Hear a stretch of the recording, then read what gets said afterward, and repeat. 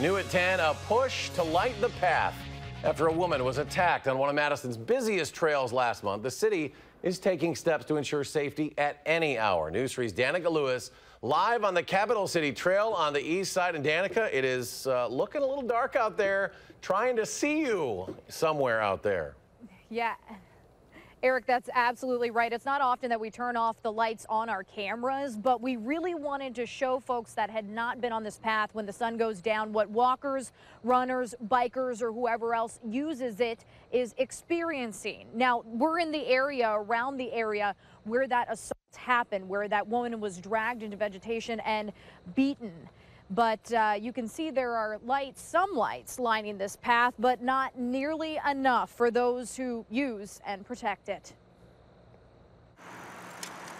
Some chunks are definitely really dark. Tess Grunke prefers to walk in good company and good light. Disconcerting. It kind of instills that, seed of doubt and fear. But that seed of doubt isn't the only thing growing on the Capital City Trail. I would be more concerned with farther down that way when it seems to get just more of the vegetation and forest and it's more covered rather than the open expanse it is here. And I've always felt safe, but I think some women actually feel unsafe now, and I don't want that. Frequent trail goers like Rico Bucci say safety issues can be and should be solved. Whatever you need to do, I think it needs to be expedited because we can't have these type of situations happen to any person. Something Bucci has no problem telling city leaders. It's frustrating that an incident like this has to raise awareness when we should already be aware of our neighbors and our colleagues. This woman could have died. It took a violent assault to shed light on the issue, but Alder Marcia Rummel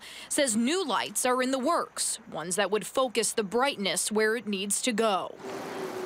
The city noticed the problematic plants as well, casting shadows on the path and creating space for people to hide. Rummel says there are plans to prune that vegetation. At some point, I weigh the right of a woman to use the city 24 hours a day, 7 days a week. And if that's not possible, I think that trumps some pretty plants because we can do more plantings. But it's hard to take back what happened to that woman. Grunke says a brighter path would help, but only the sun can make her feel totally safe. I think I would still have the hesitation.